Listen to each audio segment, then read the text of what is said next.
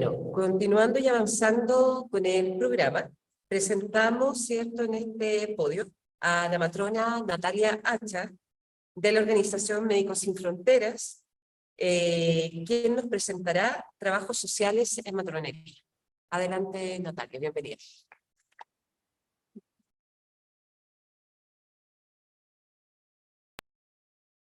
Hola, buenas tardes ya a todas las personas presentes y muchas gracias por quedarse. Ya esta es la última presentación, pónganse cómodos, ya falta poquito.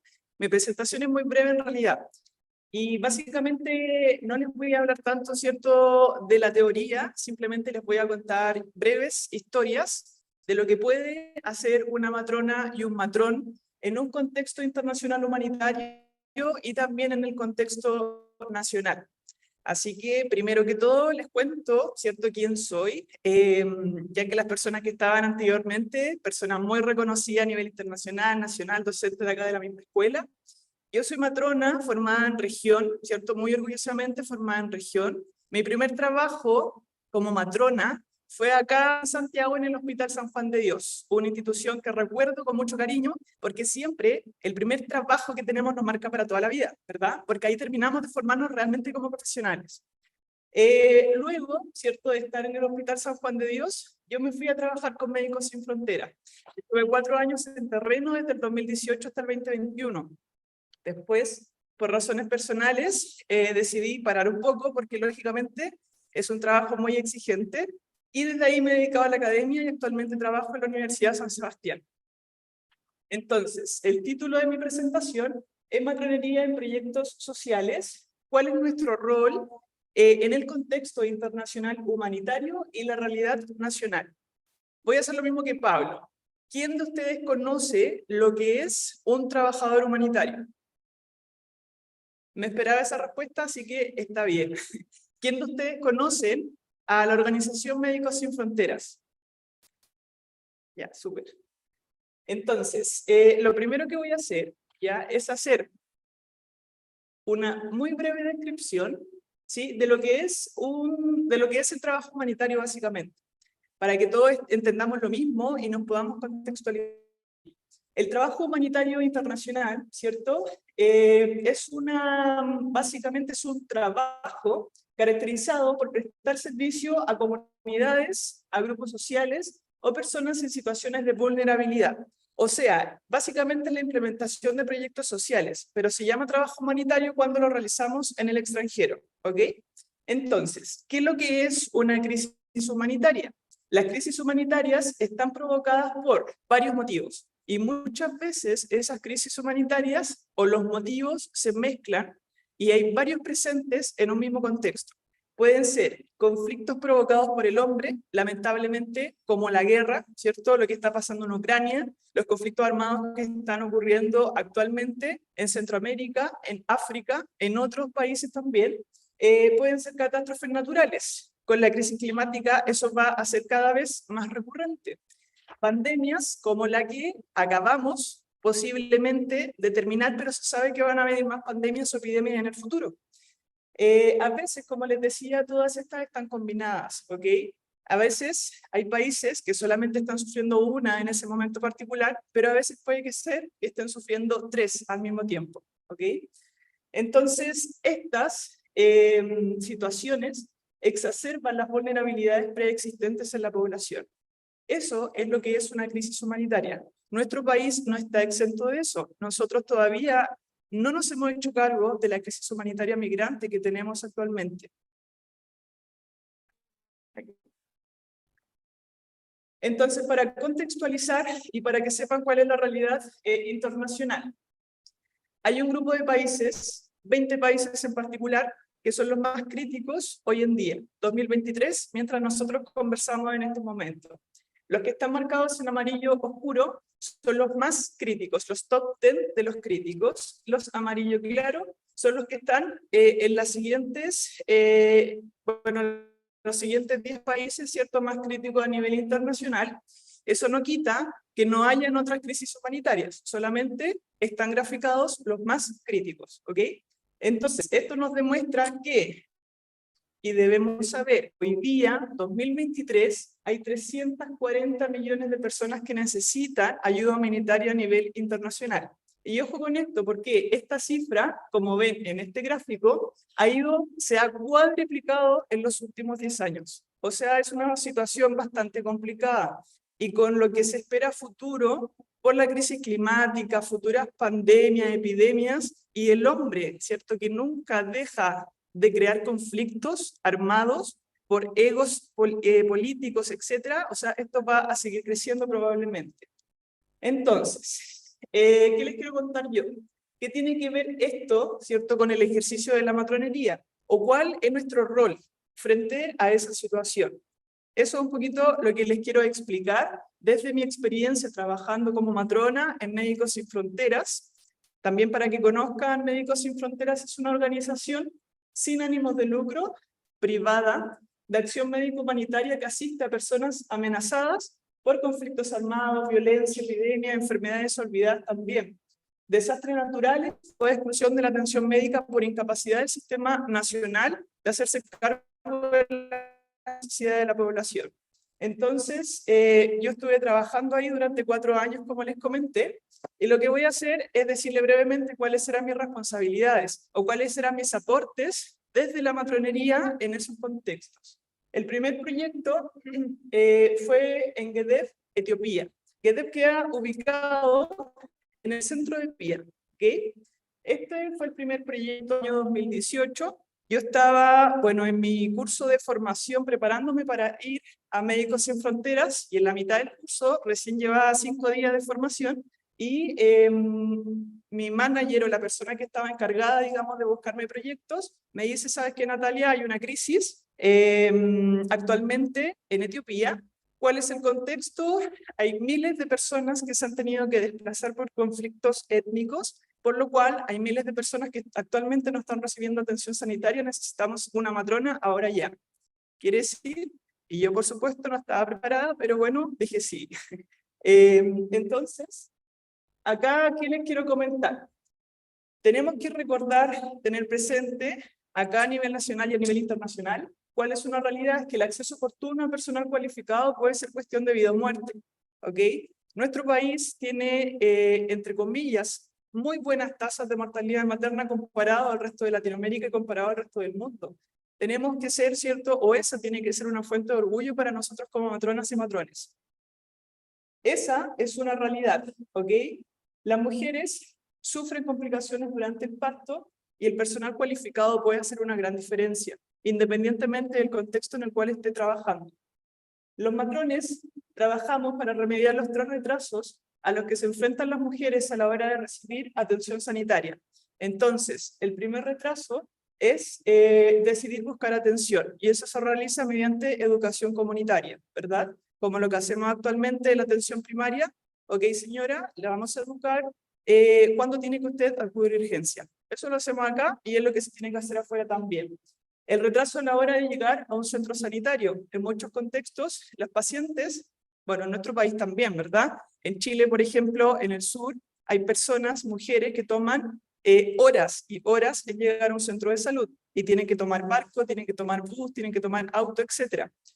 Y el tercero es el retraso a la hora de recibir el tratamiento adecuado en el centro. ¿Y eso cómo se logra? Con el personal básicamente capacitado. Perdón.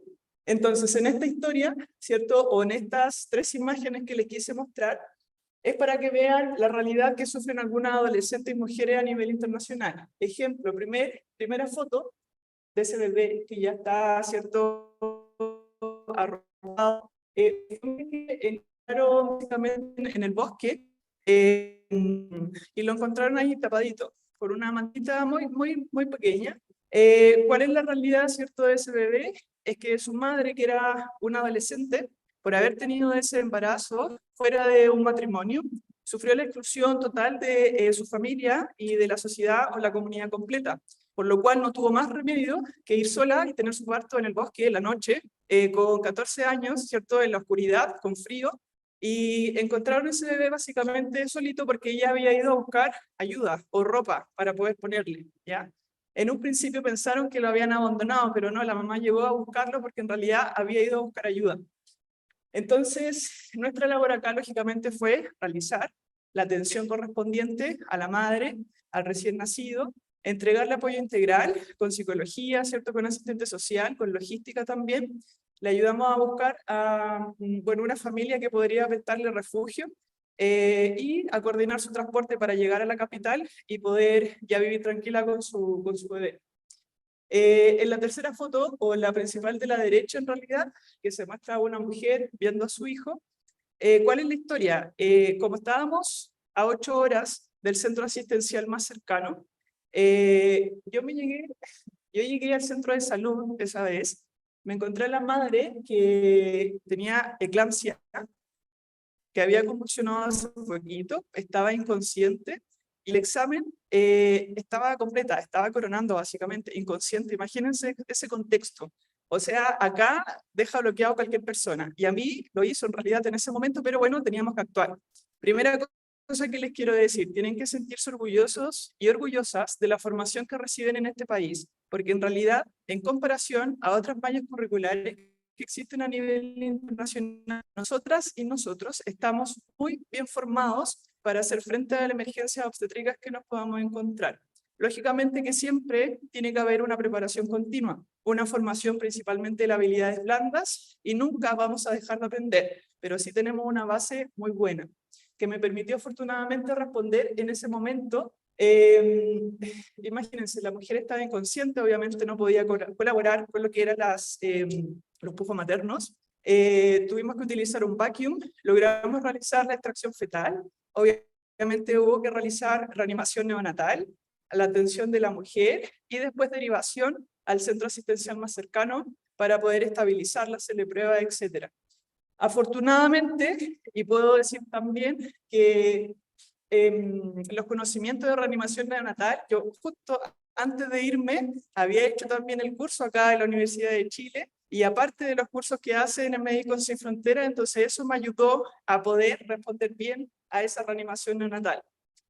Anteriormente, en este mismo proyecto, hubo otra situación de la cual no tuvo como un resultado exitoso, debo decir.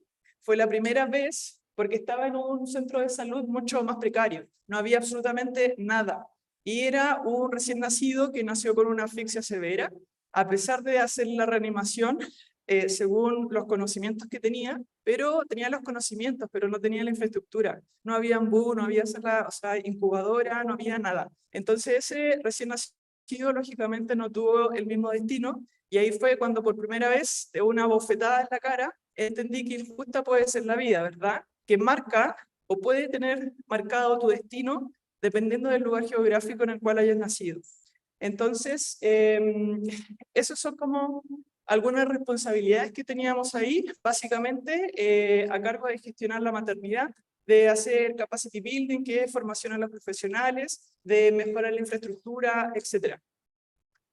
Después, siguiente proyecto, sería Camerún, que debería cargar.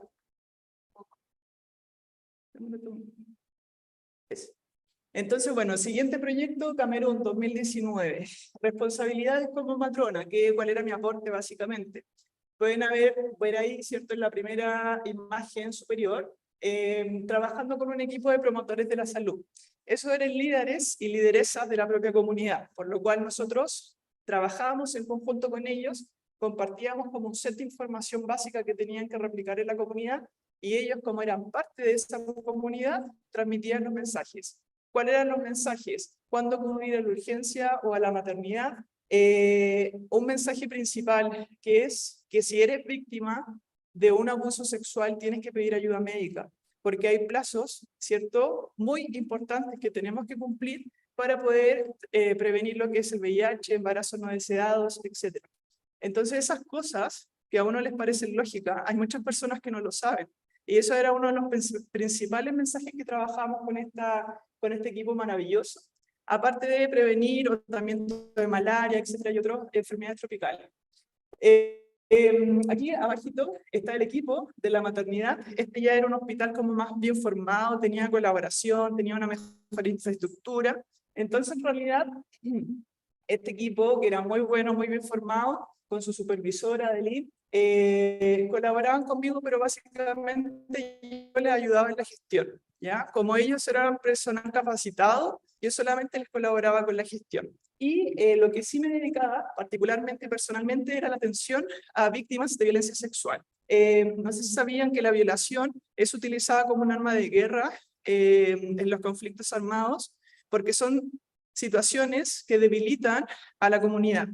Hay muchos contextos en los cuales se utiliza la violación masiva, ¿cierto?, para poder debilitar a la comunidad, por lo cual esa era mi principal responsabilidad ahí, darle la respuesta integral a esas mujeres y también hombres y niñas, y muchas niñas, que llegaban porque eran sobrevivientes de violencia sexual, otorgándoles obviamente la atención integral completa, tanto médica como también psicológica como apoyo social. Por último, atención clínica de urgencias obstétricas en un centro alejado que quedaba entre medio de las montañas que se ven ahí arriba. Ahí, lógicamente, al medio de las montañas es un lugar muy remoto, donde uno se demoraba muchas horas en poder llegar, donde básicamente tenía que pasar controles de seguridad, y si es que dejaban pasar, podíamos llegar, ¿ya? Ahí tocaba que, justo cuando iba, había como emergencias obstétricas, por ejemplo, partos gemelares, podálicos, y era como que ya, lo tengo que hacer. Y no sé cómo, y por, por arte de magia, ¿cierto? Se me vienen todos los conocimientos y fui capaz de resolverlo adecuadamente. Repito, la formación que tenemos en nuestro país es muy buena, así que siéntanse orgullosos de eso. Entonces, bueno, esas algunas responsabilidades dentro de este país, ¿cierto? Como contexto, Camerún actualmente, y hace muchos años, está separado, ¿cierto? Como una parte francófona y una parte anglófona. Y es actualmente esas dos partes las que tienen un conflicto armado, que a día de hoy está peor y cada vez, ¿cierto?, va empeorando en realidad.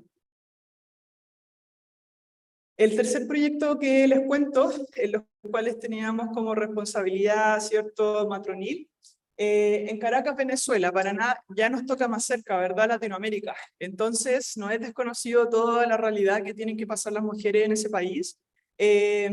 Algunos hospitales no tienen ni siquiera papel para poder escribir en la atención sanitaria. Hay mujeres que me decían que básicamente no podían acceder a la planificación familiar, porque comprar cierto método de planificación familiar, ejemplo un implante, significaba 4 veces el sueldo mínimo que ellas tenían para su familia. Entonces, obviamente, entre alimentar a sus hijos y ponerse un implante, preferían alimentar a sus hijos. Eso significaba que habían embarazos no deseados. Y en ese contexto, muchas mujeres que ya llegaban con ese embarazo no deseado, que es lo que decían,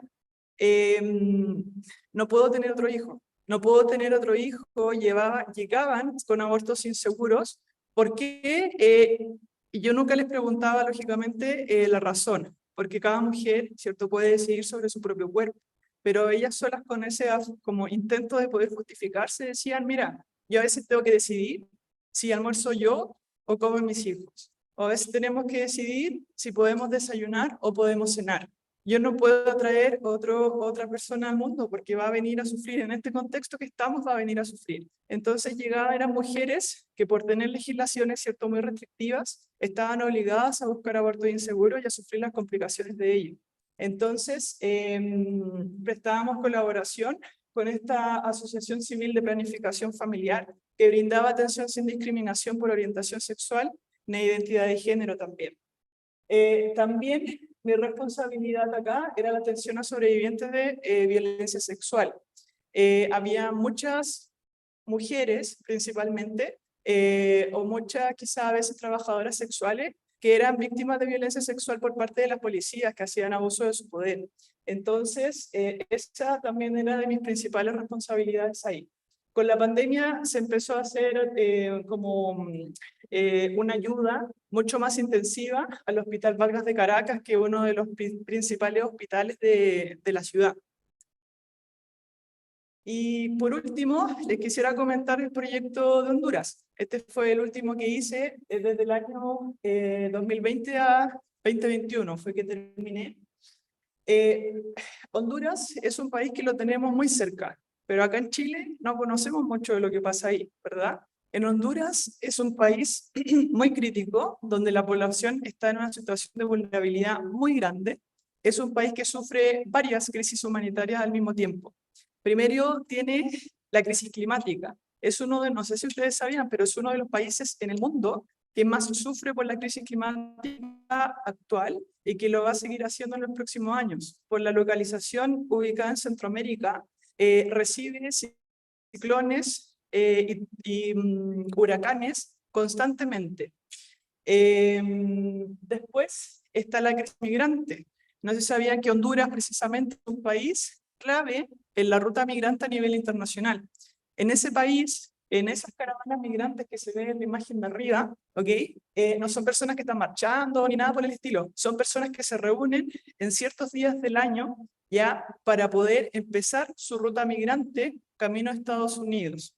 Y en esas caravanas, ¿cierto? Que se reúnen miles, les hablo de miles de personas, por lo menos 10.000 personas pueden haber en una caravana, que son las que se reúnen en un día determinado y empiezan la caminata porque lo hacen a pie. Ahí hay mujeres, abuelas, abuelos, o sea, personas con algún tipo de discapacidad, niños, bebés, o sea, hay de todo. Y no solamente de Honduras, ahí podemos encontrar personas de Bangladesh, personas de África, o sea, es una ruta migratoria que pasa justamente por Honduras, se ubican en Centroamérica y empiezan a subir a Estados Unidos. Cuando íbamos a las atenciones, ejemplo, el 8 de enero, que fue la primera que me tocó a mí, 8 de enero 2021, se reunieron más de 4.000 personas. Nosotros habíamos preparado miles de kits de ayuda para poder darles a estas personas, kits con ayuda para deshidratación que iban a sufrir el camino, con agua, con curaciones para las heridas que iban a tener en los pies. Y para las mujeres en particular, que era mi responsabilidad, era preparar inclusive un pack de tratamiento para embarazos no deseados que iban a sufrir en el camino. ¿Por qué? Porque en las rutas migratorias también la violación es utilizada muchas veces para dejarlas pasar, tienen que ser víctimas de abuso para dejarlas pasar y seguir su camino migrante a Estados Unidos, por ejemplo, en México, eso pasa mucho. Entonces, les damos, digamos, medicamentos para que en caso de que tuviesen que pasar por esa situación, por favor, tomaran el tratamiento para evitar embarazos no deseados. Cuando les preguntábamos a las mujeres cuál era su principal miedo, nos decían eso, básicamente que ellas, el principal miedo es que sabían que iban a ser abusadas, pero aún así preferían tomar ese camino porque literalmente no tenían nada más que perder. Entonces, eran mujeres que, siendo conscientes de lo que les iba a pasar, era mejor que lo que tenían atrás por dejar. Y su mayor miedo básicamente es que sus hijas o sus hijos probablemente también iban a ser, ¿cierto?, víctimas de ese abuso. Entonces, cuando pensamos en la población o crisis migrante que tenemos hoy día en el país, hay que pensar en eso, que básicamente que son personas que han dejado su vida atrás porque literalmente lo que les ofrecía su país era muchísimo peor que tener que pasar todas las miserias que tienen que pasar en el camino tratando de buscar un futuro mejor. Entonces, como decía Georgia, las mujeres, en realidad, migrantes, debiesen ser una de las prioridades para nuestro país porque son mujeres que han sufrido muchísimo en ese camino para poder llegar a este territorio. De la crisis climática, bueno, yo ya se los comenté. El día que viajaba, de hecho, hubo un huracán que fue Leta. Me cambiaron el pasaje para una semana después. Hubo otro huracán que fue Liota. Igual llegué, no importa, contra viento y marea, llegué igual. Y ahí imagínense qué es lo que pasa en las crisis climáticas, en las inundaciones, o después de haber sufrido un huracán. Hay inundaciones masivas, como lo que está pasando en nuestro país en este momento en la región del Biobío. O sea, son realidades que en realidad no están alejadas a nuestro contexto. ¿Qué pasa en las crisis climáticas? Hay inundaciones. Las personas se tienen que ir a los niños o las personas más vulnerables en realidad están propensas a sufrir con mayor proporción abuso. ¿Por qué? Porque hay hacinamiento, quizá en el refugio no está la luz adecuada. ¿Qué pasa en esas situaciones? Se pierde absolutamente lo que es el manejo de la higiene menstrual. Ejemplo, las mujeres que están embarazadas en ese contexto dejan de recibir su... Entonces son todas esas cosas que podemos hacer como matronas, allá y acá también. Y también dábamos atención o prestábamos atención a una clínica materno-infantil para asegurar control prenatal, planificación familiar y atención de partos con personal calificado. Entonces, ¿a qué voy con esto? O llevémoslo a la realidad nacional. Haciendo una analogía con ver la vida con lentes morados, ¿cierto? Que es con la perspectiva de género, que sí que lo tenemos que hacer así. También los invito a ver la vida, ¿cierto? Y el contexto en el cual estamos rodeados con lentes rojos, que es desde una perspectiva de derechos humanos, de derechos sexuales y reproductivos, ¿ok? Entonces, si a mí me dicen, en estos momentos, que es lo que estamos viendo en las noticias, que en la región del Biobío hay inundaciones y hay personas que se están quedando sin refugio, yo pienso en realidad en que hay mujeres que no tienen asegurada su higiene menstrual, hay mujeres que probablemente se tengan que ir a un lugar donde estén sufriendo hacinamiento, hay mujeres embarazadas que están dejando de atender a sus controles prenatales, etc. ¿Ok? Entonces, ¿qué pasa con nuestro país? Bueno, es como esa pregunta, dime de dónde eres, sin decirme de dónde eres. ¿Qué podemos decir? Terremoto, ¿cierto? Maremoto, explosión de un volcán, inundación, etc. O sea, nuestro país no está exento de desastres naturales, lamentablemente. Lo tenemos frecuentemente, entonces eso es algo que hay que tener en consideración. ¿A qué voy con esto? Los proyectos sociales, y qué bueno que me pusieron al final, digamos, de todas las presentaciones, porque todos han hablado de los desafíos que tenemos como profesionales desde las diferentes perspectivas. Entonces, a resumen, les puedo decir que todas esas necesidades son oportunidades de realizar proyectos sociales en nuestro país. ¿Okay? No tiene que ser en el extranjero, puede ser acá, en casa. Y los proyectos sociales nacen desde la comunidad, nacen desde lo público, con asociación, ¿cierto?, con entidades del gobierno, nacen desde lo privado también. Desde la academia, ¿cierto?, que actualmente yo les contaba que soy académica de la Universidad de San Sebastián, desde la academia nace de lo que es la vinculación con el medio, donde uno gesta y realiza proyectos en la comunidad para y con la comunidad, ¿ok? Ahora, afortunadamente, la vinculación con el medio es uno de los requisitos para que las universidades obtengan su acreditación institucional. Así que es algo que debemos reforzar con el tiempo. Un proyecto social bien realizado ya empieza primero por la detección de necesidades, que son básicamente todas las necesidades o desafíos que dijeron las colegas antes que yo. Las colegas y los colegas, ¿ok? Detección de necesidades. De ahí viene la planificación.